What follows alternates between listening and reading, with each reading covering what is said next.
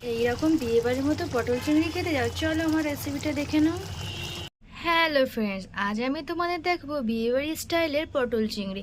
এদিকে আমি দুটো বড় বড় সাইজের আলু নিয়ে নিয়েছি, পটল নিয়ে নিয়েছি, এদিকে টমেটো নিয়ে নিয়েছি, ওদিকে আদা, রসুন, শুকনো লঙ্কা, জিরে সব বেটে নিয়েছি, এদিকে পেঁয়াজ কেটে নিয়েছি, আর এদিকে বড় বড় সাইজের চিংড়ি মাছগুলো ধুয়ে বেছে পরিষ্কার করে নিয়েছি। এবার আমি চিংড়ি মাছে নুন হলুদ মাখিয়ে নেবো।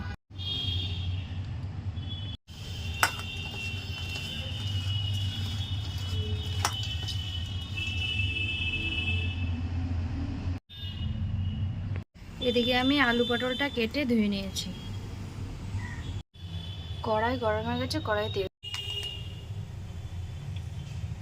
তেল গরম হয়ে গেছে, এবার আমি পটলগুলো ভেজে নেবো। একটু হলুদ দিয়ে নেবো।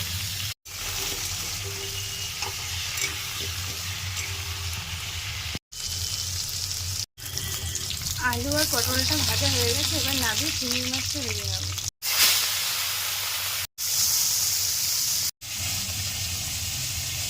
হয়ে গেছে, উল্টে দেবো।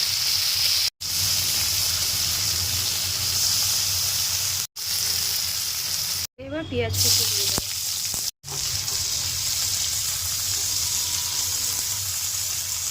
এবার টমেটোটা দিয়ে দেবো।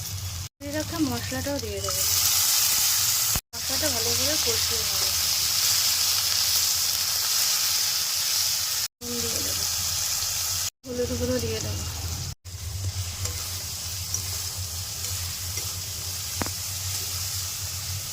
মশলা দিয়ে যতক্ষণ না তেল ছেড়ে ততক্ষণ কষতে থাকবে।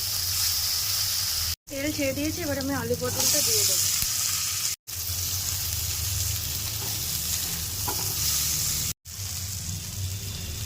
আমি জল দিয়ে দেবো।